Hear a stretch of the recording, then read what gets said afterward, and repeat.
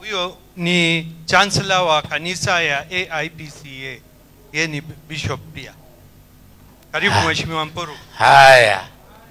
Mungu ni mwema na kila wakati. Wioke mwadhani naine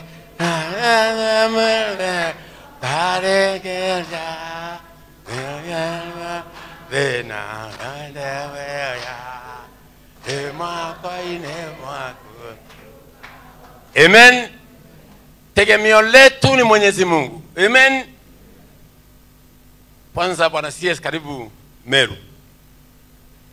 Na ile kazi ambayo umeanzisha Meru community, njuzi ulikuwa kule South Imenti. Hii ni kumaanisha ya kwamba wewe hauna ukabila wote. Ni kumaanisha ya kwamba wewe unapenda wa Meru, unapenda wa Turkana, unapenda wa Kalenjin, unapenda wa Kikuyu na Wakamba, na Kenya mzima inaipenda. Kwa mimi kivyangu nikupatia advice eti ya kwamba waunganize wote. Na ukweli wa mambo, huyu jamaa tumekuwa na katika mbunge. Mimi wakati ule kura zangu sikutosha pale Tigania East mwaka 2017.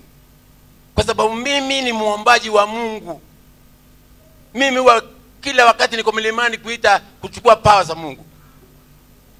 Nikaambia Mwenyezi Mungu, nilikuwa napata mzahara ya hapa milioni katika mbunge ya Kenya. Mungu nipe nafasi kidogo tu nipate nyingine. Nilikuwa kwa Murkomen wakiwa na Kithure Kindiki. Walikaa chini kuona siasa yangu ya kwenda East African Community. Kwenda pale nilikuwa napata 1.8 million per month. Ni kwa sababu gani? Ni kwa sababu ya kutoa. Kwa sababu maandiko yanatuambia kwamba nendeni msituni mkate miti, muye mjenge kalo ya Bwana.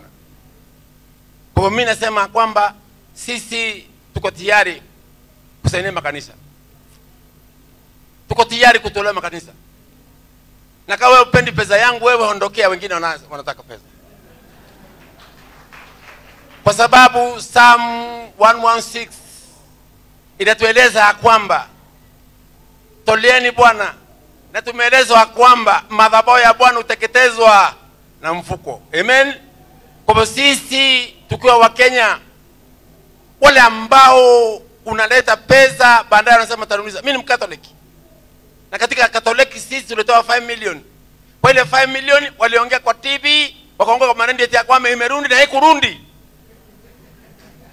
Ndipo nasema kwamba hii church tunataka extension.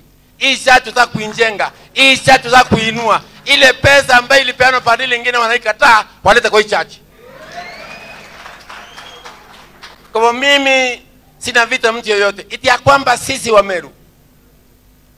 Sisi wa Meru ni watu ambaye wako na msimamo. Tulisupporti wa Kikuyu 1960s, Kenyatta akachukua uongozi. Tukasupporti wa Kikuyu miaka hiyo nyingine, Kibaki akachukua uongozi. Tukasupporti tena Uhuru akachukua uongozi. Tukasupporti tena Gachagua akawa naibu wa rais miaka miwili.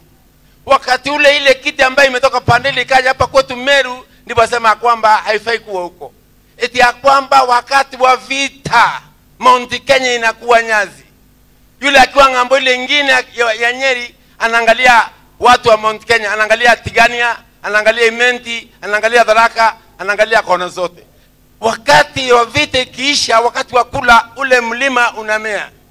Meru amefungua macho kama paka kupitia mtoto Mkalenjin anaitwa William Samoei, kwa sababu yeye ndio mwenye peke yake amayali wa Meru. Na mimi nasema asante Bwana CS. Mimi naongea nikiwa na uchungu.